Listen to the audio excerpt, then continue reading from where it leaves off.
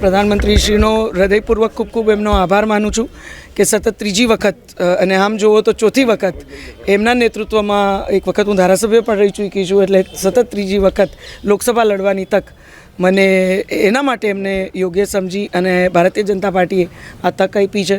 હું માનનીય નડ્ડાજી, માનનીય સી આર પાટીલ સાહેબ, માનનીય અમિતભાઈ શાહ સાહેબ, માનનીય ભૂપેન્દ્રભાઈ પટેલ સાહેબ, આ તમામનો હૃદયપૂર્વક ખૂબ ખૂબ આભાર માનું છું કે એમને ફરીથી નરેન્દ્રભાઈના નેતૃત્વમાં હું એક વખત ફરીથી આ ક્ષેત્રમાં ભારતીય જનતા પાર્ટીના કેન્ડિડેટ તરીકે મને જવાબદારી સોંપી છે. હું જામનગર સંસદીય ક્ષેત્રના સર્વે નાગરિકો, સર્વે કાર્યકર્તાઓ અને અહીંયા જે વરિષ્ઠ નેતૃત્વ છે પાર્ટીનું, એમનો પણ આ તકે ખૂબ ખૂબ આભાર માનું છું. તમામને વંદન કરું છું કે તમારા બધાનો અવાજ જે મજબૂતીથી દિલ્હી સુધી પહોંચ્યો, એના લીધે ફરીથી એક વખત આ વિકસિત ભારતની જે વિકાસ યાત્રા છે એમાં ક્યાંક નરેન્દ્રભાઈના નેતૃત્વમાં એક માધ્યમ બનવાની મને જેમ પાછલી બે ટર્મ તક મળી છે, એમ આ વખતે ઉમેદવાર તરીકે પુનઃ મને આ જવાબદારી પ્રાપ્ત થઈ છે. ખાસ કરીને ભાજપના બે મોટા લક્ષ્યાંક છે, 400 પાર અને ગુજરાતમાં 5 લાખની લીડનો CR પાટીલજીનું લક્ષ્યાંક. હું સ્વાભાવિક રીતે જ્યારે પાટીલ સાહેબ આ લીડની વાત કરતા હોય ત્યારે કરેલા કામોના વિશ્વાસથી અને માનનીય નરેન્દ્રભાઈ મોદી સાહેબના નેતૃત્વ ઉપર જે નાગરિકોને વિશ્વાસ છે એના લીધે સ્વાભાવિક રીતે આ ઘોષણા કરતા હોય છે.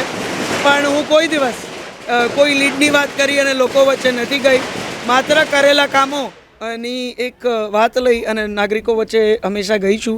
નરેન્દ્રભાઈના નેતૃત્વમાં જે વિશ્વાસ નાગરિકોને છે, કાર્યકર્તાઓની જે મહેનત છે, અટક એમનો પરિશ્રમ જે છે, એના લીધે થઈને દર વખતે આપણે વિચાર્યું ના હોય એ પ્રકારનું પરિણામ જામનગર સંસદીય ક્ષેત્રે સર્જ્યું છે. અને મને વિશ્વાસ છે કે રિપોર્ટ કાર્ડ ઉપર મને નરેન્દ્રભાઈના નેતૃત્વમાં જે રીતે મજબૂતીથી વિકસિત ભારત તરફ જામનગર પણ એની સાથે જોડાઈ અને આગળ વધી રહ્યું છે, મને ખાતરી છે કે જામનગર સંસદીય ક્ષેત્રના નાગરિકો ફરીથી એ પ્રકારનું પરિણામ આપણે સૌએ ના વિચાર્યું એ પ્રકારનું પરિણામ શક્ય કરશે. મોદી સાહેબ પોતે કહે છે કે વિકસિત ભારતની પરિકલ્પના છે અને વિકાસનું જે કાર્ય છે એમના નેતૃત્વમાં અવિરત ચાલતું રહેશે.